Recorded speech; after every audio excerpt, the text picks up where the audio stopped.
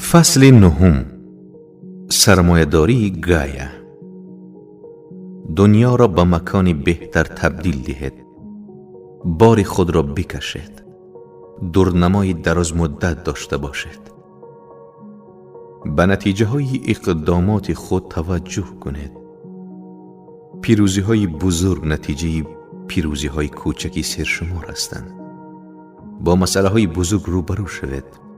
موقعیت را درک کنید و بعد درباره برخورد با آن تصمیم بگیرید. هرگز هدف اصلی را دور نگه ندارید. اگر مشکلی وجود دارد آن را برطرف کنید. در آخر تابستان سال 2006 ال گور برای صبحانه خوردن به خانه من در نیدرلند آمد تا همزمان درباره گرم شدن کره زمین با هم گفتگو کنیم. در آن زمان نمیدانستم آنچه خواهم دید و خواهم شنید نظری مرا درباره جهان تغییر خواهد داد. 3 ساعت بعد به من تحول ایجاد شده بود.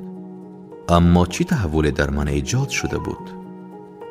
دانستم اگر در پخش و انتشار گاز کربن تغییر ایجاد نشود، در مدت زمان کوتاه بخش اعظم کره زمین غیر قابل سکونت خواهد شد.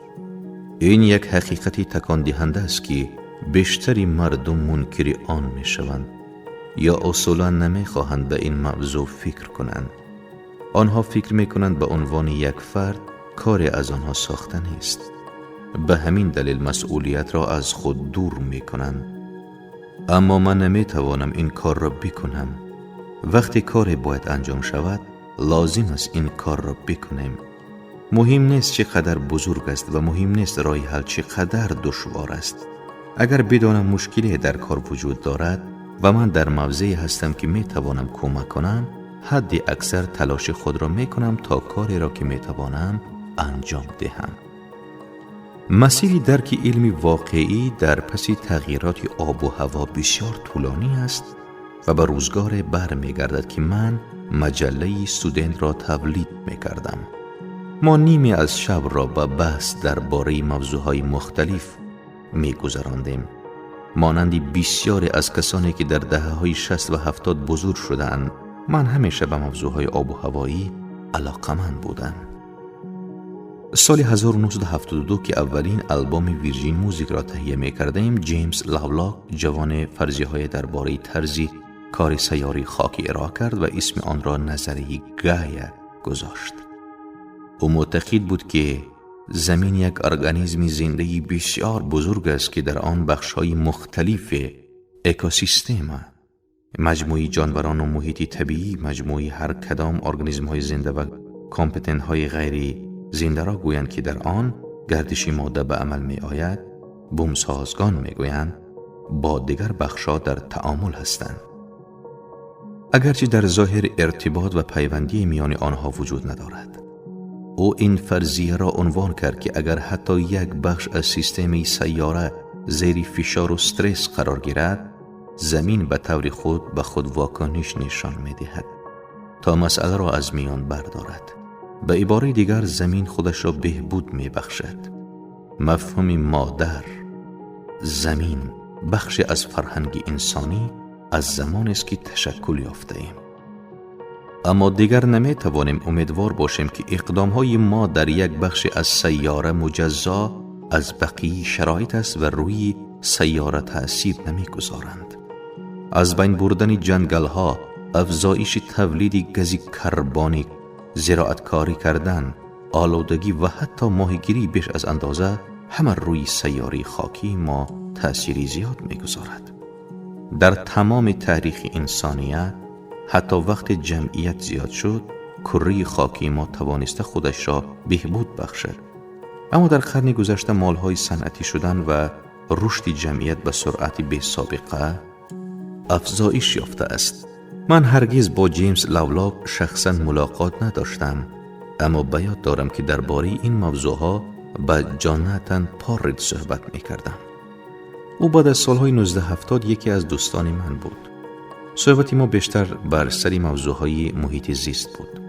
ما درباره موضوعهای مختلف مانند جمعیت، آلودگی محیط زیست چگونگی نجات تیری نهنگان و چگونگی دولتی غذای ارگانیکی با هم بحث می‌کردیم.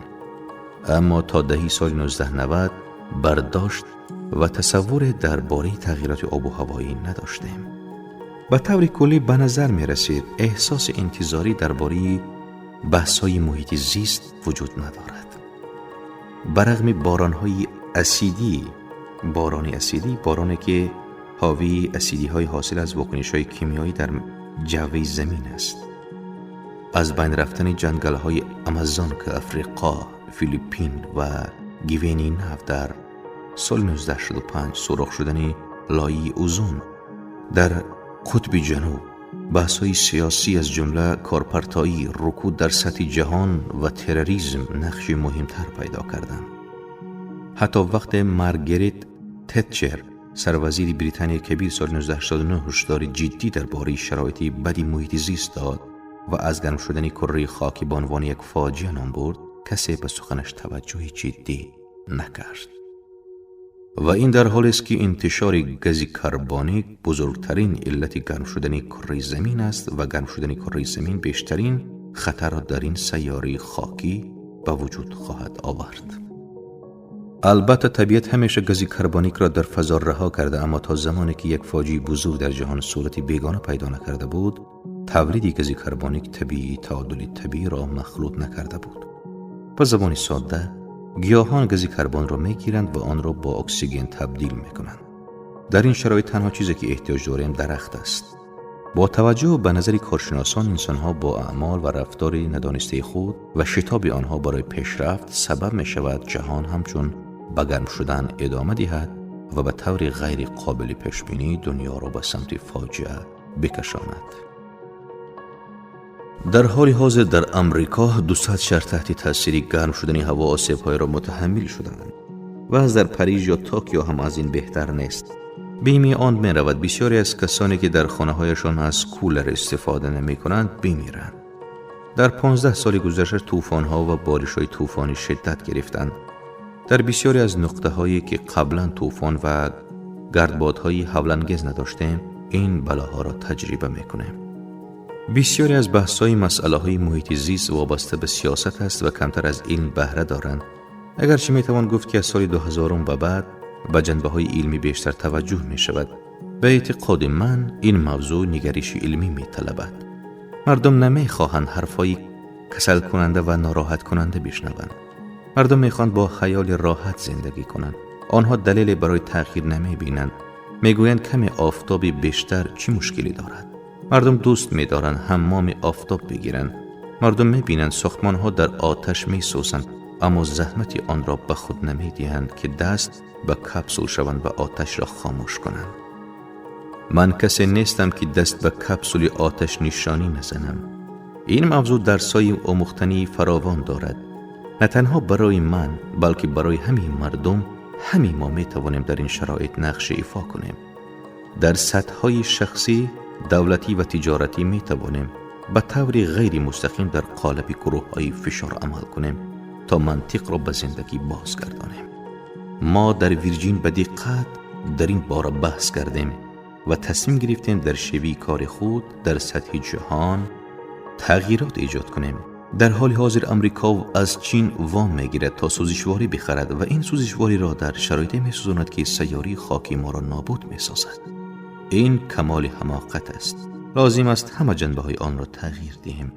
18 سال قبل جاناتان پارید در کتاب ورود سبز ما نوشت: فقط وقت یک فاجعه بزرگ به وجود می آید همکاری بین المللی شکل می گیرند.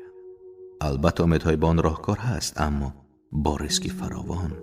آن شرایطی که ما را به اینجا کشانده و به حالی ما را سبب شده ممکن است به قدر قدرتمند باشد که راه بازگشت برای ما بر جای نگذارد.